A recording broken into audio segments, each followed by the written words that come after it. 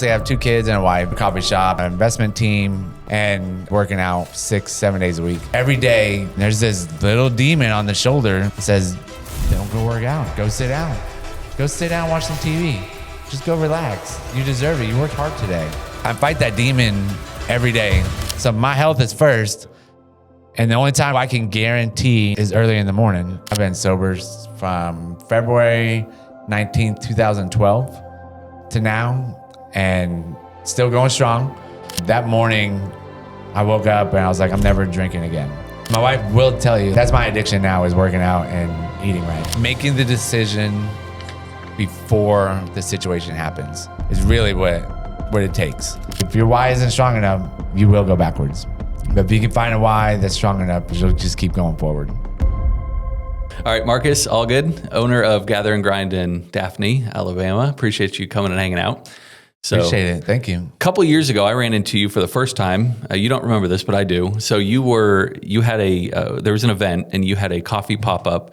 And I just remember you were just like full of energy. It looked like you'd just been pumping shots and you were just like, just there having a great time, giving away coffee. And I guess after that, we got connected on social media. And then our paths have crossed a little bit over time. But what I saw and what really intrigued me about your story is your authenticity in social media. Like I'm sitting here, learning about this person that I've only really met in passing, but seeing your discipline, dedication. You own your own business. You buy and sell real estate as a realtor. You got a lot going on. So I wanted to have you today just to kind of talk about your journey and how you do it all. I don't know. Just do it, but we'll get into it for sure. For sure. So tell me, like, let's just kind of start current. So what all do you have your hands in, and talk about like the health, the fitness, the coffee shop, everything. So right now I obviously have 2 kids and a wife that's my everything right there. Like that's what I live for. Like those are the 3 people in my life that mean everything to me. And then my wife and I own a coffee shop. I'm the one who runs it. She's an air traffic controller. And so I'm the manager and not the sole owner, but dual owner of that. And then I am on an investment team with Moore McGraw, and we have investors that buy and sell real estate over in Mobile and in Baldwin County, mostly in Mobile. Like today I was in Mobile looking at a couple houses with an investor. And the other part of my life that like keeps me sane is working out, 6-7 days a week. And it can range from, 45 minutes to an hour and a half, depends on how much time I have and what time I get up. And then the next part is just being an amazing dad to my 2 kids and being able to take them to their sporting events, take them to, like we went roller skating on Saturday, had a good time. They're probably going to want to go somewhere this weekend, which is good. I mean, I try and set my life up and my wife's life up to be able to take care of the kids. Like those are a super important part of our life, but I don't make them the number one priority. Like number one priority is like me, my wife, obviously God first, then wife, kids. But I'm a firm believer in if I am not healthy, then what's the point of having it? Where am I going to be for my kids? Yeah. Sitting on a chair, sitting on a couch, doing nothing. Oh. That's not where I want to be. So for me to stay healthy, it's got to be working out and sober. Obviously sober life is, I've been sober from February 19th, 2012 to now, and still going strong. Never have there's so many people that talk about these events in their life that are triggers. Yeah. I don't believe in triggers. Like it's a mindset thing. Like, oh my gosh, I got a flat tire. I should go drink. Like, why would you do that? Because you got a flat tire. That doesn't make any sense. Mm-hmm. To ruin 15 years of sobriety. And I just deal with it different. I don't know if it'd be different if I didn't work out so much, but when I work out, especially, it doesn't matter if I work out in the day, in the morning or the afternoon, it's still one of the hardest things to do in your day-to-day lifestyle. Yeah. Because every day you wake up, you're going to be like, I don't want to work out. Mm-hmm. Or every day you want to work out after work, you're going to be like, I don't want to work out. Yep. And there's this little demon on the shoulder, probably the left shoulder, that says, don't go work out. Go sit down. Yep. Go sit down, watch some TV. Just go relax. Yeah. You deserve it. You worked hard today. Yeah. Or you didn't get enough sleep today. Just lay back down. And I fight that demon every day to go work out. Mm-hmm. But once I get through that demon and I get through that workout, that's the hardest part of the day. The rest of the day is easy. So whatever gets thrown at me, like the check engine light comes on, or my kid threw up all over the place, or the wife's car broke down, like anything that happens, something at the coffee shop, like somebody says, oh, the ice machine's not working. I'm like, of course it's not. I'll just go up there and fix it. Or, my day's it's already hard enough. Yeah. And it's already taken care of. I've already done the hardest thing that there is to do. And I'm like, oh, okay. Why would I go drink because something happened? Or why would I do some drugs because something happened? Right. It's one of those that I'm like, man, this is just, life's easy. Yeah. Life is so much easier. And me personally, being sober. You made the hard decision first thing that morning. Yeah. To go get up and go for it. You posted on social media the other day, you posted something showing your daily routine. And I looked at that and I was humbled and shocked, right? to see the level of detail. And I know you live it because of that consistency. Yeah. And so, just a couple of the highlights, 4 a.m. gym all the way through 9 p.m., finally kind of wrapping up your day. First of all, walk through kind of your routine. And then I want to get into the why and like how you do it. Yeah. So basically, summertime's different compared to school time. Sure. Because of the fact that you only got so many hours before you got to get your kids to school. Mm-hmm. And summertime, it's a little bit more lax because it's a little slower at the shop. Like I don't have the rush that comes in. It's kind of steady throughout the day. So you don't have to have 3 to 4 people there every morning to get through that 7 to 9 rush at the coffee shop. So normally I can get there at 8 and be okay. Mm-hmm. So right now, depending on what day it is, between 4:15, 4:30. So I wake up without an alarm. So I go to bed the night before, 9:30. And I'll pretty much like shut the TV off at 9:30 and be like, no, I'm going to bed. And my wife's like, hard cutoff time, huh? I'm like, yep, it is. I'm like, we're going to bed. Discipline. Yeah, it's what it is. It's just straight discipline right there. And I'm just like, nope, I said I was going to bed at 9:30. I'm going to bed at 9:30. And she's like, okay. But then I set the intention in my head, like, okay, I got to wake up at 4 because I have this, and this to do. And like today is a perfect example. I got to go to Mobile to go show a couple houses. And then we have this podcast at 11. It was at 11. So I planned in my head yesterday. I was like, what do I got to do to get my workout in? I want to work out an hour and 15 minutes. I want to make breakfast for the kids. I want to get to the shop, do a couple things at the shop, and then go show the houses and then be in Foley by 11. And so I decided I had to be up at 4. I got up at 4, right at 4 without an alarm, go brush my teeth, go eat a banana, drink a protein shake, get out to the gym, which is my garage, at 4:30, and then start hitting it, start doing the warm-up, start doing everything. And got done probably 5:35, 5:40-ish, maybe 5:45, got everything put away. And that's like me getting out there, doing the warm-up, doing some stretches, putting everything away, turning the light off, making sure everything's back to normal. Mm-hmm. Not just go out there and hit it and run away and be like, come back out to the garage and like weights are everywhere. That's all put up. So I come in, start. My daughter Eleanor, she loves bacon sausage every morning. So I gotta make her bacon sausage, Conecuh sausage and Wright's bacon. She'll take other bacons, but she's like, it's okay, Daddy. But she loves Wright's bacon. And so I'll cook that and then I'll start so every morning right now I'm eating, 200 grams of egg whites, 100 grams of chicken breast that's already pre-cooked. And then I kind of make it into omelet style, flip it on, then put some salsa on it, and then I cook 2 eggs on the side and put the 2 eggs on the top.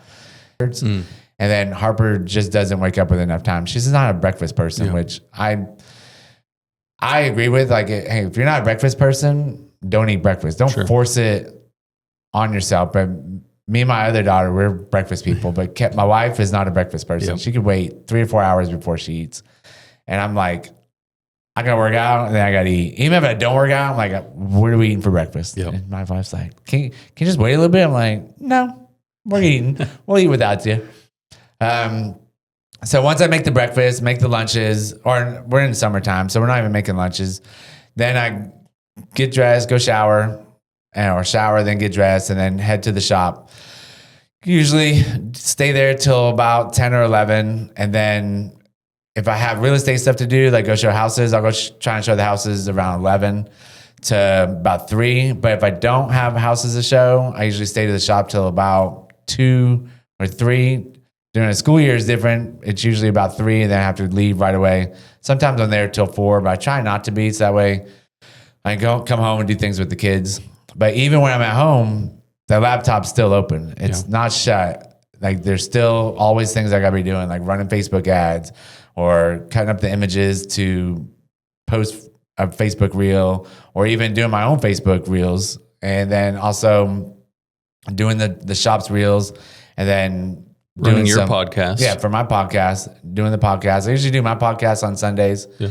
I haven't really been cutting up the videos lately. I've just been posting it to YouTube, but that still all takes time. Wow. And then, so that's part of the day. So then right now during the summer, Harper has 3 activities. So I take her to those. We're carpooling on one. I'll go pick her up, and then we'll do whatever we gotta do. Then at night, I still cook dinner.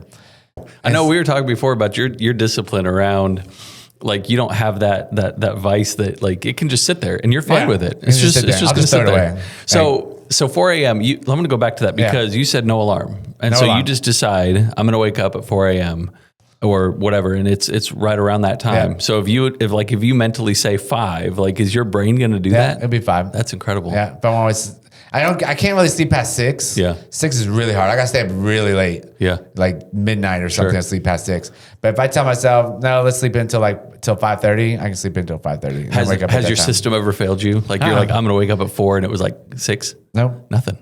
No. Not in a long, like since I started doing it, like it has not. And I started this in 2015. When's the last time you had to use an alarm? So I've set an alarm a couple times. Like a backup alarm? Just in case, because it was times where I had to wake up at 3 o'clock and going to bed at 9, and it was for an event. And I was like, I really don't want to miss the event.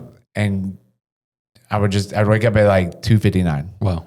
And like shut the alarm off before so I didn't wake up Kelly. Yeah. But yeah, it's never had like, I'm not saying never used one, but since I started this process, I've set one, but I'll wake up before. Yeah. It's just like backup. It's redundancy for your own internal. Just in case. So by the time most people have woken up and grabbed a cup of coffee, you have woken up, had your first breakfast, your protein shake, you gone out to the garage, the gym, and hit it there, made the kids breakfast, made yourself your full breakfast, and most people are just thinking about waking up at that point. They haven't even woken up yet. So discipline, and that's something that I know from talking to you previously. We were at your shop a few weeks ago talking. You're very routined and disciplined, which is incredible because the excuses just aren't there. Yeah. And something else that on that is like what is it about that? Like, kind of walk me through your belief system, your cycle, your process of saying like, this is the gym time. Like I'm going to do this morning, and like, there's no option about it. I've just said it that way. Like there's times where I'll have to work out in the afternoon, but I know the reason why I can do it in the morning, the reason why I do it in the morning, why, like my why for that, the discipline's so strong is because I know something's going to screw it up during the day. And I don't know if we talked about this last time, but it's almost to like some people that drink or do drugs or something, like when they want to go party and you're at work and the boss tells you have to stay an hour or 2. Like you and I got plans to go meet at, where do people meet? I don't know, Logan's at the bar at 3 o'clock for happy hour. And there's going to be like 5 people there. But my boss just told me I had to stay And I was like, now I'm mad because my mind said I want to go drinking with my friends. And drinking with my friends is a high priority for me at that time, not sitting here an extra hour. Right. So it ruins my day because somebody wants me to do something that I didn't want to go do. Yeah. That I don't want to do because I wanted to go party with my friends. And there's a big correlation between that and how I used to think about that atmosphere and how I think about working out and taking care of myself and eating right. Yeah. Because of the fact that if I don't wake up and I don't beat that little guy on my shoulder, I say I'm going to go work out at 3:00, but then something breaks down at the shop. Somebody calls in sick to the shop. Yep. My kid gets sick or car breaks down or somebody calls me and says, I need to go see this house. Now you just ruined my day because now I can't go work out at 3:00. So to get through that and to be so disciplined, I know I have to work out at 4 or 5 in the morning to make myself happy. Yeah. Because if I don't do it and I get interrupted, now I'm not going to be happy anymore. Right. It's going to ruin my day. So why would I want to ruin my day for somebody else? Somebody else's problem. Wow. Which is, it's still my problem, but it's still somebody else's problem that I didn't plan for. You're putting yourself first. You're putting your health. So my health is first. Yep. And the only time for that is early in the morning. Yep. That I know I can guarantee no interruptions and I can work out. Yep. You haven't always had that discipline with your self-care though, right? No. So what was that transition point for you going from not caring and looking out for your body to saying, this is it, I'm going to take care of myself? It was probably 2000. Oh man, when did we get married? Got married in 2011, so probably 2010. Well, 2012 really, but 2010 is when I started working out again. And I was still drinking, I was still smoking cigarettes, still partying. I mean, we would drink a big bottle of wine a night, like a giant. It was just me and her drinking a big bottle, and sometimes I would just drink a big bottle by myself. Like it was not healthy at all. And we started CrossFit at the time and we were trying to work out at 5 in the morning. We were still drinking, still waking up, buzzed, trying to go to the gym. And then we would come home and go to sleep and sleep for like an hour and a half and then get up and go to work. It was like, just looking back on it, I'm like, this is the weirdest thing. Like, what were we thinking? Trying to be healthy, like trying to get fit for looking good for our wedding, but we were still on the same path that we were on. We didn't change anything. All we did is just woke up early, suffered, and like the first time, I think it was the first or second time, like I threw up during that workout. It was like lunge in the parking lot outside, and I was like threw up in the bushes. But really in 2010, I quit smoking like 2 months into CrossFit. And that really changed a little bit, but we were still out drinking. It was still drinking. I think we were still drinking every night. Not 100%, but I'm pretty sure we were still drinking every night. We weren't getting wasted every night, but we were still drinking. And then 2011, I realized I was actually getting pretty good at CrossFit. And I was like, oh, okay, this is actually pretty fun. I started liking it. And I don't know if we were really backing off of drinking. I just know we were changing our diet into doing zone diet. And then we went to like the paleo diet. So we were still trying to change the lifestyle, but we weren't getting rid of the alcohol, which, and like, I mean, plenty of people drink alcohol and still work out, but even just one beer can ruin your workout the next day. Yeah. And so then 2012, my wife and I got into like a huge argument. We were only been married for 10 months, got in a huge argument. I think there was somebody in town. It was Mardi Gras. It was Mardi Gras in Lafayette, Louisiana. And it was late night. And she was like, you need to quit drinking. You need to quit taking shots. And I was pretty much just like, F you. Took the shot anyways. And we just got in a huge fight over it. And she ended up leaving. And it was not like a good situation. She ended up leaving, going to a friend's house. And that morning I woke up and I was like, I'm never drinking again. I was like, there's just no way I could do that. And it scared me, the fact that I thought I might have left her, that I might have lost her. And I wrote this long note about how essentially it was more of a note that, because I'd already done a 12-step program back in college, so I knew what the 12 steps were.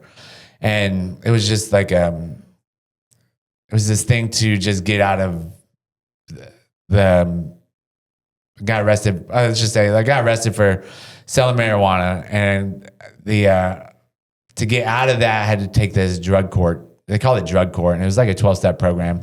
He had to do all these different things. And I just pretty much like blew it off, and I would just do what I needed to do to get through it. So I didn't take it super serious, where I was like, I don't need this.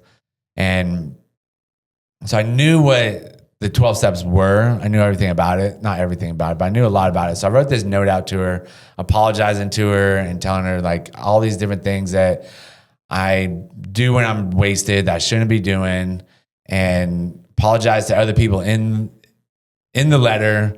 And when she finally came back like 3 days later, I wrote it like that day, the day that I woke up, and came back like 3 days later. And she's like, I was like, we really just need to talk. And I was like, I'm going to quit drinking. I've already stopped drinking. Like I'm never going to have another job. I'm not going to do drugs, alcohol, or anything again. I'm going to be completely sober. And she's like, no, I don't think you need to do that. Like you just need to control yourself. And I was like, there's no control. Like there's no point in drinking one beer. In my head, there's no point in drinking one beer. Mm-hmm. Like if you're not going to get buzzed, like what's the point of drinking?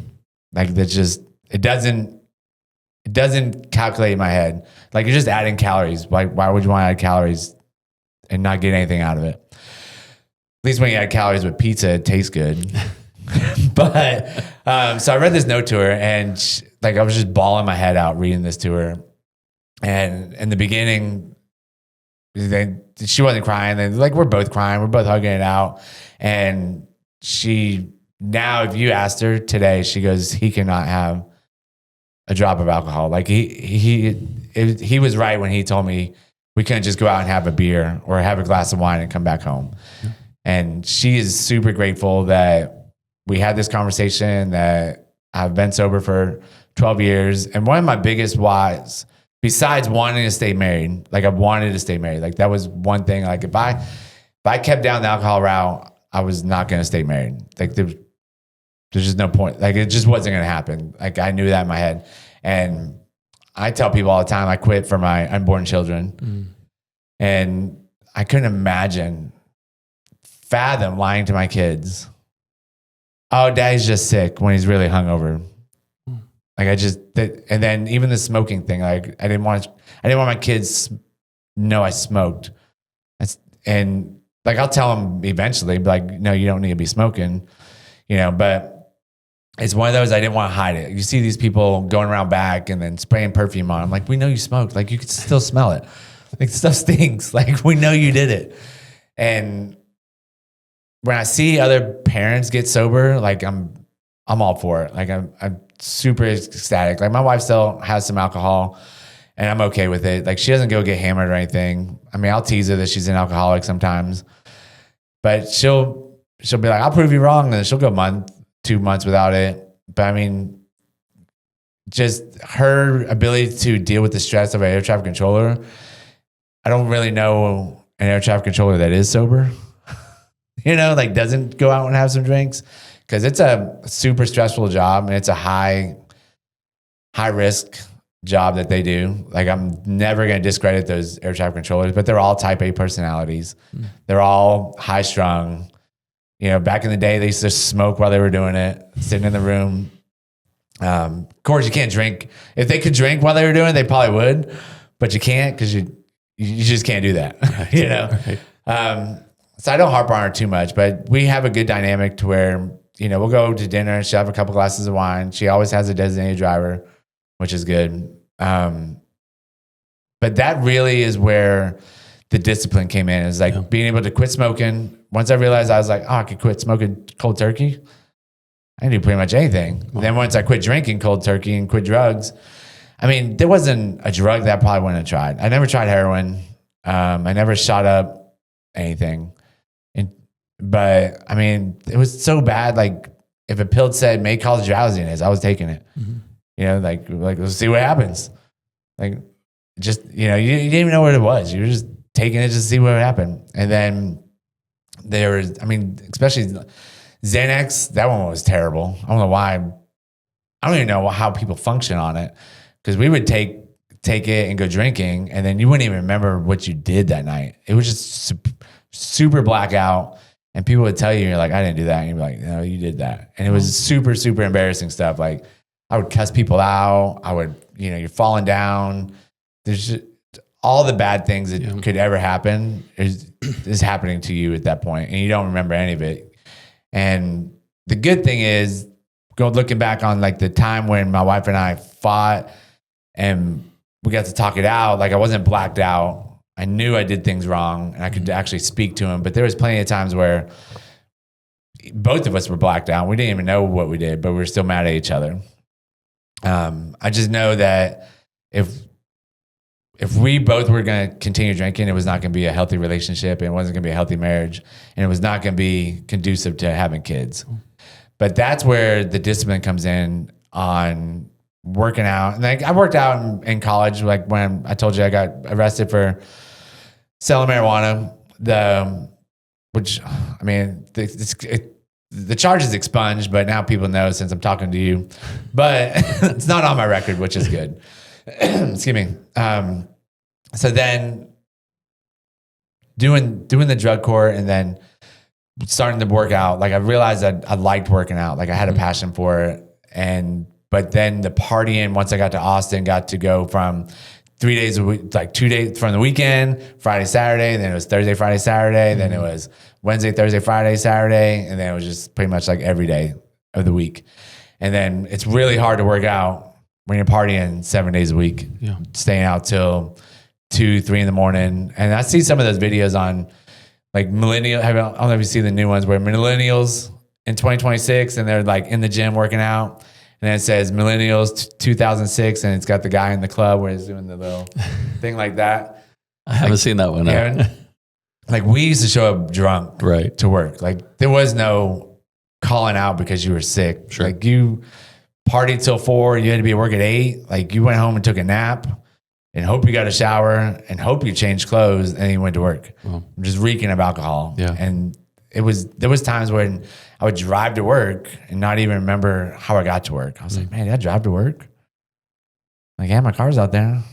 I was like, oh, I guess I did. Like knowing at any point in time, if you got pulled over, you were going to jail. Yeah. Like it was just, that's how deep it was. I mean, it was super deep. I mean, there was times where we were doing cocaine in the bathroom and then walking right back out and helping customers. And then, sometimes you'd have a little bit stills on your nose and your coworker would be like, hey man, like fix your nose right in front of the customer. And you'd be like, okay. And just keep going. There was times when we would go, it was bone days at the time, and we just go get Red Bull vodkas and then go back to work. Like drinks of Red Bull vodka. Like not like this much vodka, a whole can of Red Bull, but it was like this much vodka and this much Red Bull. It was just like, I think back to it, I'm like, how did I survive? So, and this kind of brings into the story of like, if you can be that much of an alcoholic, you can do other things in your life. Because an alcoholic is disciplined to work out. Yeah. Like that's their discipline, not to work out, discipline to drink. And that's their discipline. And essentially I took that discipline of being able to go find alcohol, be able to go drinking without any money, go drinking, finding drugs, doing everything, into working out and eating right. And my wife will tell you, like she says, that's my addiction now, is working out and eating right. But an addict has to have something. Like you have to replace the bad addiction with a good one. And if you don't, you're just going to keep going back to the bad one. Yeah. And so I like to say I'm addicted to my family, and people are like, you can't just live for your family. I'm like, yeah, you can. Like, because even like, I still run scenarios in my head. Would I still be able to work out? Would I still be able to do the things I do if my wife died or if I had a kid die? And I say, yes, I can, because you got to grieve it, but you got to be able to move past it. And if you can move past everything that that I've gone through, there's so many different, way more stories on like the drugs that I've gone and where I felt like I was almost going to die and things like that, where it's just, you got two choices. You if your kid passes away, it's going to be terrible. It's going to hurt. It's going to be really, really bad. It's going to be a big strain on your family. But is it still worth going down the drug and alcohol route? Mm-hmm. No. But how am I not going to go down that path being an addict? I have to still work out, and I still have to eat right to be there for the family that I still have survived. Now, has it happened? No. Am I right in the thinking? I don't know, but I don't want to find out. Not to go too dark, but sure. That's where my whys come from, and that's how you can stay so disciplined. And I think about it, even if I get hurt, like I still work out if I get hurt.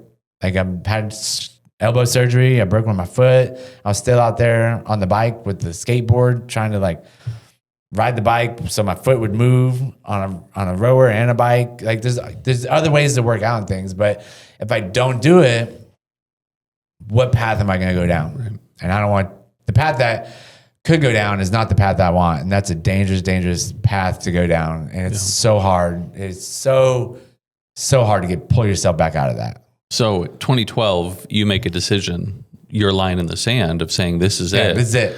And from that day on, you knew that because of your personality, you had to replace something with something better. Yeah. And that's where that discipline has come from, because you know that if you don't have this in your life, then the tendency to slip back would be a lot easier. I think that's 100% what fuels me, is because I know, like, what am I going to replace it with? I don't know anything else to replace it with. Right. And then the alcohol is so easy to get. Drugs are really easy to get. I mean, both of them are really easy to get. All you got to do is go ask a couple people, and you'll be like, you're only really maybe like 4 or 5 people away from somebody that can get you drugs. You're not very far from it, which is super scary. And in the grand scheme of things, like it's super scary. All you gotta do is ask. You gotta just show up to one place. But yeah, like the line in the sand, it's a hard line for me. Mm-hmm. And that's, I know that's where the discipline comes from. Yeah. And to be able to, I've gained weight, lost weight, I've ate bad, there's all sorts of different things, but once you realize that, the muffins in the pantry aren't going to feel good later. Mm-hmm. Like it's not worth it to me. Yeah. To go down that route. Yeah. And then, I mean, even like that, like there are times like sugar, you can almost say like sugar's like a cocaine, because I can feel the sugar, like eating some nerds.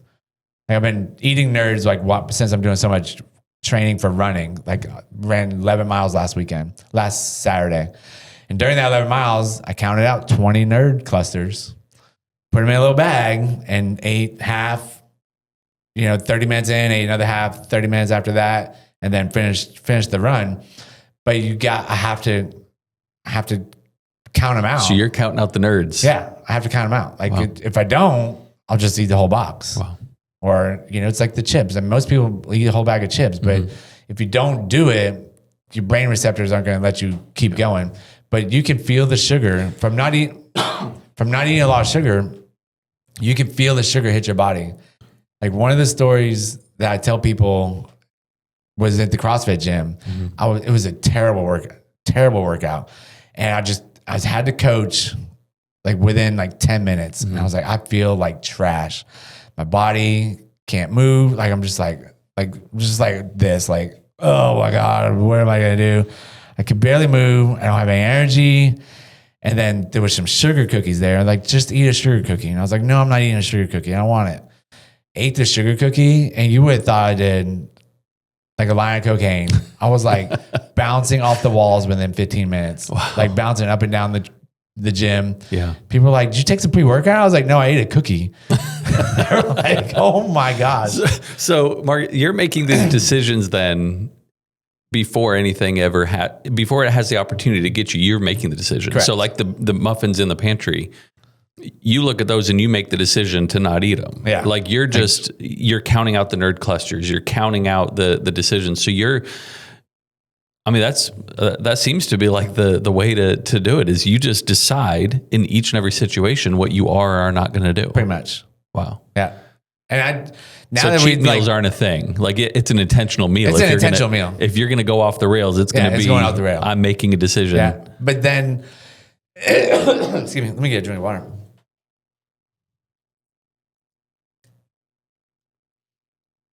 So the other night we went and I even made the decision. I was like, let's go get Raven Night pizza over in Fairhope. It's like my favorite pizza and wings. Like we get the specialty pizza and then we get the Thai chicken wings. And I know like 2 pieces of pizza and like 5 or 6 wings is 1,000 calories.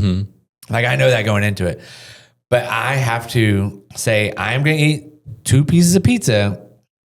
I'm going to eat 5 wings. Because if I don't, I'll just eat it all. Yeah. Because I'll eat the whole pizza. Wow. Or I'll eat all 10 wings. Like I have to tell myself, like I have to make the decision. I have to decide before I get there, this is what I'm going to do. And I don't sweat during it, but sitting here like this while everybody else is eating because I already finished, and it's like, all right. But like, you made that decision. Yeah. 2 pieces of pizza, 5 wings. And that's it. That's it. But I have to sit there and like stare at all the food, knowing I'm still hungry. Yeah. But I just ate 1,000 calories because I know it's just not filling food, but 1,000 calories is 1,000 calories, but it doesn't make you feel full compared to 1,000 calories in a salad. Right. You'd be like, want to throw up. If you just ate 1,000 calories of lettuce, you'd be like, ugh. Compared to, 4 pieces of pizza is 1,000 calories, and that's not hard to eat. No. And so, talking with you that day that we talked back at the shop, like really made me think about decision making and how I stay so disciplined. And it's just making the decision before the situation happens. Yeah. Is really what it takes. Yeah. Because if you go into a restaurant or anything I'll look at the menu before I even go. If you go in there blind, a lot of times, it's just, you'll make all the bad decisions. And then you'll just be like, well, it's just that time. And then a lot of people, especially addicts, will you take that one dip of sugar, and next thing you know, tomorrow, let's go get some more sugar. Let's go get this. Let's go get some ice cream. Let's get this. And then next thing you know, the whole weekend, you've just put down 3,000 calories. And on Monday, you're starting all over, but you're not in a calorie deficit. You're not feeling right. Your body's not feeling good. Your stomach hurts. You could start cramping during your workout. Like, there's all sorts of different things that can happen. And even you're moody. You're not 100% there for your family and your kids, or even for yourself. Yeah. Is the way I look at it. Yeah. So you have a natural interest in working out, but it's also a decision that you have to make. And so I think every day. I think it's a big takeaway, right? Is that it's not that you just love working out, so that's why you do it. No, you know that you want to be better, so you make the decision to do the hard things. Yeah. You don't and the other thing, it seems like a lot of people, and this happens to me too, is you let the day happen to you rather than deciding your day. And you're planning out that day in advance, so that way it's not happening to you. So many people that do that. Yeah. And it's easy. It's easier to be proactive than it is to be reactive. Sure. Especially if you want to stay disciplined. Like, to be disciplined, you have to be proactive. I fell in the trap of, you have to have a morning routine from how on. You have to, journal. You have to have your calendar filled up, because if you don't have your calendar filled up, then you're going to do other things. Which for some people might be true, but for me, it's not. Like, my calendar, if you looked at my calendar, you'd be like, there's no way this guy's disciplined. There's nothing on my calendar. Like, there's absolutely nothing in my calendar. Like, unless I do have 2 things, like the home event tomorrow. And then there was an event yesterday. I put it in the calendar. Anything with the shop, there's an event. If there's an event I have to go to, I put it in the calendar. Other than that, I don't have workout. I don't have eat breakfast. I don't have lunch. I don't have any of that stuff in my calendar. There's no meetings. You put it in the calendar for me. I didn't put it in the calendar. But most of the time I can remember most things I need to do. But my days are so routine most of the time, unless I'm going to show houses. Those are the one things those are dollars. So you can break your routine for dollars. Sure. Is the way I see it. If somebody wants to go look at a house, we're going to look at a house. We'll figure it out. But the good thing is, nobody's looking at houses at 4 a.m. So I still get my workout in. But there's times where I don't bring my lunch. Yeah. Because I'm like, no, my day is, I'm going to be home by noon. So I can just eat my lunch when I get home. But then 10 o'clock comes, a house gets posted and like, hey man, you want to go see this? I'm like, yeah, let's go see it. Here it is, 2 o'clock. I'm driving back from Mobile, passing all these restaurants. I could get this. I could just stop at, what's the Chinese restaurant? Oh, yeah. Panda Express. Yep. Like I could just stop at Panda Express real quick. I could just stop at Popeyes. That chicken smells really, really good. Stop at McDonald's. I could just go Chick-fil-A. You're passing all these restaurants that you physically have to say no to. You have to say, no, I have food at home. It was my fault. I didn't bring my lunch with me. I got to go do something else that could make me money. You can wait to eat. Here it is. But I'll drive by them all. I'm like, oh gosh, I can get rid of this hunger really fast. But it's not what I want to eat. It's not what I have planned to eat. And I'll wait till I get home. And like my lunch is sitting outside in my car right now because I knew I was coming here. Yep. And I hope you have a microwave. Indeed, we do. But so those are the kind of things that I think about that keep me disciplined, like you're saying. Yeah. Was I a little bit reactive that day? Yes.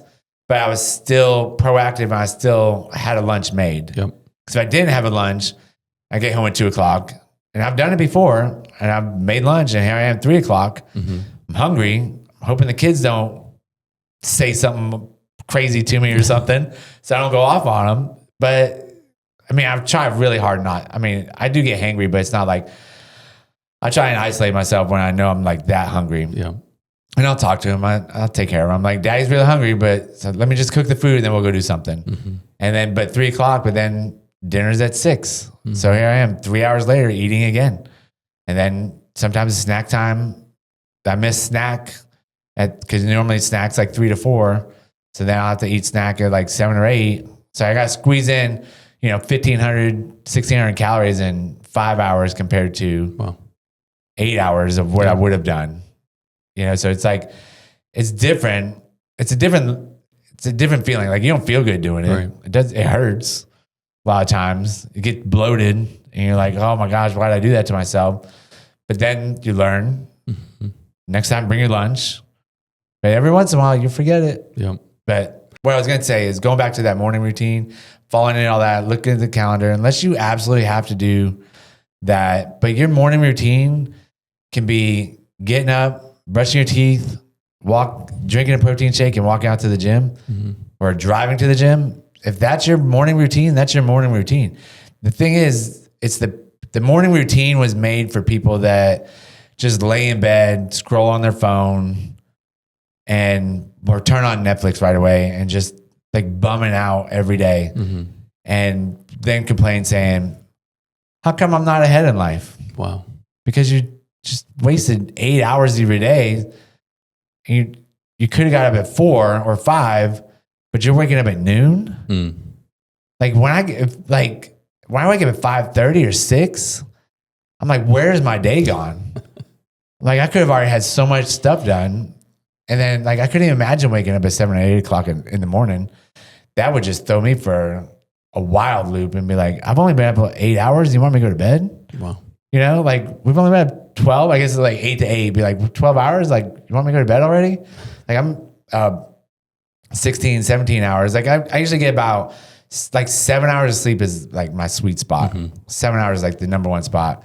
Every once in a while I get 8. Sometimes if I get 6, it's fine. But if I get multiple days of 6, that's when it starts like catching up. That's where that 1 8 hour sleep will come. But 7 hours is like optimal. So wait, 7 minus 24. 17 hours. 17 hours. There we go. Yeah, 17 hours. Wow. So up 17 hours a day. So you're planning out your 17 hours. Yeah. For the most part, it's all planned out from waking up to going to bed because I know dinner's at 6 or 7 o'clock. I know I got to cook dinner. I know I got to do this. I know I got to go pick up the kids. With kids, the planning is a little bit easier because their afternoons are already planned out. So you don't really have to have it on the calendar. You do, but you don't.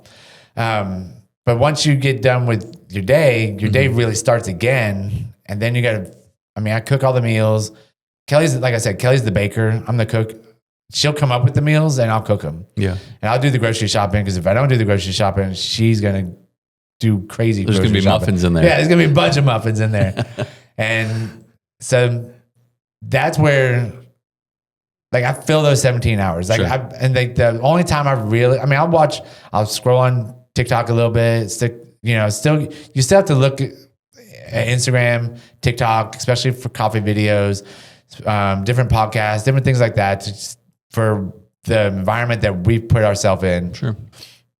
You're still learning, but you're not, I mean, some of it you have to doom scroll sometimes. Sure. Like you got to get some kind of entertainment. You got to laugh. Because Right. if you're not laughing, like what is life really Mental about? breakaway. Yep. Yeah. You got to be like, my brain's fried. I just got to do something dumb and do it. But for the most part, and then usually about 8:45, 9, Kelly and I will lay down, watch TV for 45 minutes to 30, 45 minutes. There's a lot of times at 9:30 hard cut off. I'm like, nope. She's like, just got good. I'm like, nope. So Shut it if off. the show's not over, Yeah. it's over. It's over. That's great. We're watching another time. Like Eleanor and I had watched a movie when Harper and Kelly were out of town. It took us 3 nights to watch it. Wow. And she was like, Dad, can we watch the movie again tonight? Yep. But we're only gonna watch it 30 minutes. She's like, okay. And then it took us three nights to watch it. Yep. So, I mean, I'm a huge believer in discipline. Yep. And I never knew how disciplined I was until I started talking to other people. And I was always chasing clarity and discipline through watching these videos and listening to these mentors and listening to these motivational speeches. And I didn't realize I was living it. Yeah. Your why is what drives it. Yeah. It has to be something that you decide that I'm not going back, I'm doing this. And so discipline is going to be the path to get there. Yeah. So if we were to take this thing full circle, what would be the one thing, now that you've had some time to kind of digest, digest, and it doesn't sound like there's one system, right? There's not. But if you had to kind of take this full circle and digest this down, what would you tell somebody that's like, hey, I know I'm craving more discipline in my life. I know I need to do better. I may not be Marcus, but I'm me. What would you tell somebody that's kind of at that stage that they just don't know where to start? So the main thing is like they say 1% a day, which if you really think about, I was thinking about this the other day on a drive. If you think about 1% a day, you'd be 100 days, it'd be 100%. Doesn't make any sense. Sure. It's not 1% a day. It's just when you really switch up the thinking of it, it's just tiny little incremental changes over time are going to turn into these astronomical changes in years. Wow. Not days, not months, but years. Like I didn't just become this person I am now in 2013 because I said, oh, I want to get up early or I want to start a gym or I want to eat healthy. Like it's just little things every time. And so I would talk to the person and say, what's one thing that you could change today, whether it's going for a walk, switching out your cereal for some eggs, actually doing the grocery shopping. So many people don't even go grocery shopping anymore. Some people, they just only eat fast food. Maybe not even learn how to cook. Maybe get something that you could just microwave first. Like it's just, I talked to him about something so small, so insignificant of a change that they could make that wouldn't impact their life a whole bunch right now. Yeah. But that one little change is going to tell their brain, be like, I can change. Yeah. Make the decision. I can make that decision. That decision, I am not this person that I think I am. Yeah. I am not lazy. Wow. So many people put that label on them that I'm just not a morning person. No, you just never tried getting up early. Wow. You can get up early because if your job told you got to be up at 4:00 in the morning, guess what? That money motivates you to keep that job. You're going to get up at 4 a.m. You just haven't found something else that motivates you enough to get you up at 4 a.m. Wow. That's the hardest thing to find. It's what's going to make you happy to get up in the morning every day. I was lucky enough to find working out and being able to be healthy to do it. That makes me happy to get up and to work out and go do it. And the endorphins that you get from working out put you in a better mood. But there's tons of times like, oh, I don't want to do this. Walk out there like, I don't want to do this. And then 20 minutes in, I'm like, oh yeah, how much longer can I go? But for like, if you were just coming to me starting out, I would say, what's something in your life that you could change that's very small that you think, not even like, you don't even have to think that it's going to make an impact. I'll know if it's going to make an impact or not. And you could be like, I'm going to start my car before I go out there every morning. Or I'm going to put my shoes beside my bed each morning or lay my clothes out. So that way I know I'll get up and go do it. I'll put my alarm across the room so that way I can set my alarm and get up and go do it. Go shut it off. And because usually once you get up, it's hard to go back. Right. That's where it all starts. And I wish I had a playbook written out that said I started in 2013, started this. 6 months later, I started this. I wish I had it written out, but there is no one size fits all playbook. It's something that your brain has to decide, and your why has to be so strong that going backwards is not the right answer. Like if your why isn't strong enough, you will go backwards. But if you can find a why that's strong enough, you won't go backwards. You'll just keep going forward.